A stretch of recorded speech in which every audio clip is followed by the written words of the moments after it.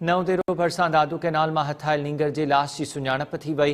लाश की सखर जे बागड़ जी वासी 5 वरनि जे सूरज पुट जानू माणी जो तौर सुञाणप थी आहे।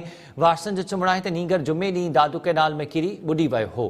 केटी मुमताज़ पुलिस फौती ॿार जे वालिद खे लेटर ॾेई ईदी सेंटर लाड़काणो माणे छॾियो। नूर मोहम्मद सूमरो खां तफ़सील मालूम कयूं था। नूर मोहम्मद, वधीक आगाह कजो।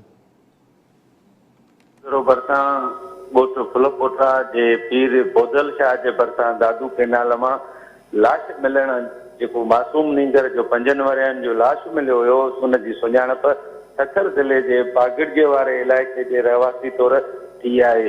फोती नींगर जो नालो जेको आहे सूरज पुट जानू माड़ी जो तौर थी आहे, जॾहिं त जानू माड़ी जो केटी मुमताज़ थाणे जे पुलिस वटि पहुची केस ॿुधायो त जुमे वारे ॾींहुं संदसि पुट दादू कैनाल में ॿुॾी वियो हुयो, जंहिंजी गुज़िरियल 3 ॾींहंनि खां ॻोल्हा करणु जारी हुई। अॼु सुबुह मीडिया में ख़बरूं अचण बैदि असीं हिते पहुता आहियूं, जॾहिं त SHO केटी मुमताज़ राब्तो करण ते ॿुधायो त 3 ॾींहंनि खां पाणीअ में मासूम जो लाश हुजण करे जिस्म काफ़ी ॻरियल हुयो ऐं बदबूदार थी वियो हो, तंहिं करे लाश ईदी सेंटर वारनि हवाले कयो हुयो।